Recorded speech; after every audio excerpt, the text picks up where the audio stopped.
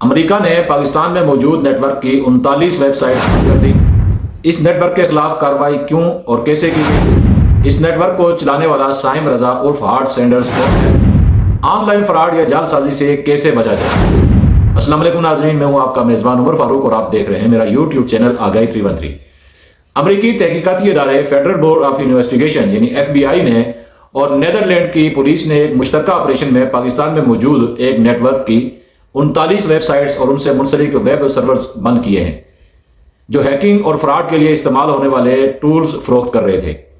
امریکی محکمہ انصاف اور FBI کے مطابق اس پاکستانی نیٹ ورک کو سائم رضا عرف ہارٹ سینڈر چلا رہا تھا۔ ان 39 ویب سائٹ کے ساتھ امریکی حکام نے کچھ دستاویز بھی جمع کروائی ہیں جن کے مطابق سائم رضا کم از کم 2020 سے ان سائبر کرائم ویب سائٹس کو چلا رہا تھا جہاں فراڈ ہیکنگ کے لیے استعمال ہونے والے ٹولز فروخت کیے جا رہے تھے۔ امریکی محکمہ انصاف کے مطابق سائم رضا کے نیٹ ورک نے یہ ٹولز بین الاقوامی جرائم پیشہ گروہوں کو بھی فروخت کیے جنہوں نے ان کا استعمال کرتے ہوئے امریکہ میں بھی لوگوں کو فراڈ کا نشانہ بنایا اور انہیں کم از کم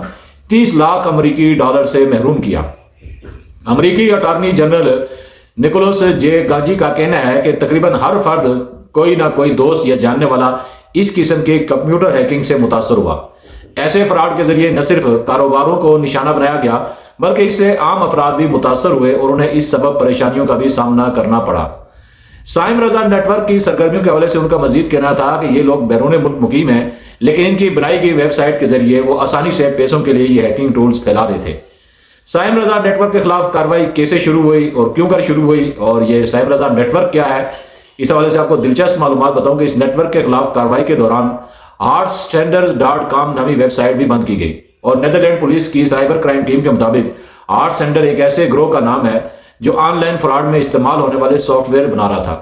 نیدرلینڈ کی پولیس کی جانب سے جاری بیان کے مطابق 2022 میں ایک علیحدہ تحقیقات کے دوران ایک ملزم کے کمپیوٹر سے جعل سازی میں استعمال ہونے والا ایک سافٹ ویئر برآمد ہوا تھا جس کے بعد سائبر کرائم ٹیم نے تحقیقات شروع کی تھی۔ اس سے قبل اس نیٹ ورک کے خلاف امریکہ میں پہلے سے ہی تحقیقات چل رہی تھی۔ نیدرلینڈ پولیس کے مطابق اس گروہ نے کرمنل ویب شاپس کھولی ہوئی تھی اور اس کے اشتہارات یوٹیوب پر بھی چلائے جا رہے تھے تاکہ ڈیجیٹل فراڈ میں استعمال ہونے والے ٹولز بیچے جا سکیں۔ ان ویب سائٹ پر سیکٹرمز اور سینڈرز اور گوگی گریبرز نامی ٹولز فروخت کیے جا رہے تھے۔ نیدرلینڈ پولیس کا کہنا ہے کوئی سائبر مجرم ان ٹولز کا استعمال کرتے ہوئے بڑی تعداد میں جعل سازی پر مبنی ای میل ارسال کر سکتا ہے یا پھر ان کا استعمال کرتے ہوئے لوگوں کے ID اور پاسورڈ حاصل کر سکتا ہے۔ دوسری جانب امریکی محکمہ انصاف کا کہنا ہے کہ سائم رضا نیٹ ورک نے نہ صرف جعل سازی کے لیے استعمال کیے جانے والے ٹولز فروخت کیے بلکہ ان کے استعمال کو آسان بنانے کے لیے یوٹیوب پر ویڈیوز بھی اپلوڈ کی۔ نیدرلینڈ پولیس کا مزید کہنا ہے کہ جعل سازی کے لیے استعمال ہونے والے ٹولز کے خریداروں میں ان کے ملک کے شہری بھی شامل ہیں اور ان تمام افراد کے خلاف تحقیقات جاری ہیں۔ اب سوال یہ ہے کہ آن لائن کا فراڈ کا بے شمار آپ نے طریقے واردات دیکھی ہوں گی۔ اب یہ جو جرائم پیشہ گروہ ان ٹولز کو کیسے استعمال کیا اور اس سے امریکہ کو کیا نقصان ہوا یا پاکستانیوں کو کیا نقصان ہوا، اس حوالے سے امریکی محکمہ انصاف کا کہنا ہے کہ منظم بین الاقوامی جرائم پیشہ گروہ نے ان ٹولز کا استعمال کیا اور ان ٹولز کو استعمال کرتے ہوئے انہوں نے کاروباری ای میلز کو نشانہ بنانے کے لیے کیا، خاص کر کے جہاں سائبر مجرم جھانسا دے کر متاثرہ کمپنیوں کو کسی تیسرے فریق کو پیسے ارسال کرنے پر مجبور کرتے تھے۔ یہ پیسے دراصل مجرموں کے اکاؤنٹس میں ہی جا رہے ہوتے تھے اور اس کے نتیجے میں متاثرہ افراد کو مالی نقصانات اٹھانا پڑتے تھے۔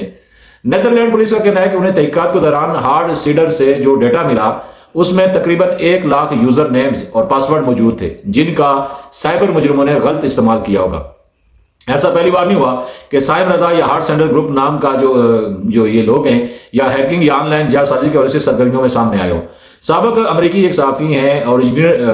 ڈیجیٹل ایکسپرٹ ہیں برائن گریبرز گزشتہ 1 دہائی سے اس نیٹ ورک کے بارے میں اپنی ویب سائٹ پر لکھ رہے ہیں۔ ان کی ویب سائٹ پر چھپنے والے ایک مضمون کے مطابق پاکستان میں موجود سائبر کرمنلز کا یہ گروہ دی مینیپولیٹرز کے نام سے بھی جانا جاتا ہے۔ برائن گریبر کہتے ہیں کہ سن 2015 میں پہلی مرتبہ ایک گروہ کا ذکر کیا تھا جو ان کے مطابق ایسی سینکڑوں ویب سائٹ چلا رہا تھا جہاں لوگوں کو دھوکہ دینے اور ان کے ID اور پاسورڈ چرانے میں استعمال ہونے والے ٹولز فروخت کیے جاتے تھے۔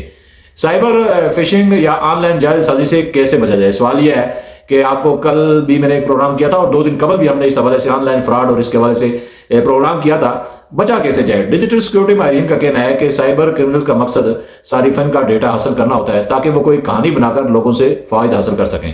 ماہرین کے مطابق بین الاقوامی سطح پر جتنے سائبر حملے ہوئے ہیں اس کی شروعات فشنگ سے ہوتی ہے ہوتی ہے، لوگوں کو ای میل، واٹس ایپ پر میسیجز، SMS اور یہاں تک کالز بھی کی جاتی ہیں، اور انہیں کبھی جذباتی طور پر بھی پھنسایا جاتا ہے اور کبھی لالچ دے کر بھی۔ اکثر سینکڑوں لوگوں کے ساتھ ایک ای میل کے ذریعے سے ای میل آتی ہیں اور کی جاتی ہے تاکہ ان کا ڈیٹا اکٹھا کیا جا سکے اور بعد میں اس کا غلط استعمال کیا جا سکے۔ فرض کر لیں کہ کسی کو کسی سرکاری اسکیم کا کوئی گوگل فارم بھیج دیا اور وہاں سے ڈیٹا اکٹھا کر لیا گیا، یا پھر کسی اور طریقے سے ان کے سوشل میڈیا یا بینک اکاؤنٹ کی تفصیلات مانگ لی۔ سائبر کرمنلز اکثر ریموٹ ایکسس جو ٹروجن ہیں جیسے سافٹ ویئر یا ایپلیکیشن بنا رہے ہوتے ہیں، جن کا استعمال کر کے وہ صارفین کے موبائل فون یا لیپ ٹاپ سے ڈیٹا چوری کر سکتے ہیں۔ یہاں یہ سوال پیدا ہوتا ہے کہ آن لائن جعل سازی یا فشنگ سے کیسے بچا جا سکتا ہے؟ سائبر سیکیورٹی ایکسپرٹ کہتے ہیں کہ اس کا آسان طریقہ یہی ہے کہ اپنے موبائل فونز میں غیر مستند یا کسی انجان مقام سے کوئی ایپ ڈاؤن لوڈ نہ کی جائے اور کسی بھی انجان ای میل یا میسج میں جو لنکس پر کلک کرنے سے گریز کیا جائے۔ ان کا کہنا ہے کہ ہمیں یہ سمجھنے کی ضرورت ہے کہ دنیا میں کوئی چیز مفت نہیں، اور اگر کوئی ہمیں مفت میں کچھ پیش کر رہا ہے تو ہم سوچیں کہ آخر یہ کیوں ہمیں مالی فائدے کا لالچ دے رہا ہے، یا پھر کوئی انجان ویب سائٹ ہمیں کوئی سافٹ ویئر فری کیوں دے رہی ہے۔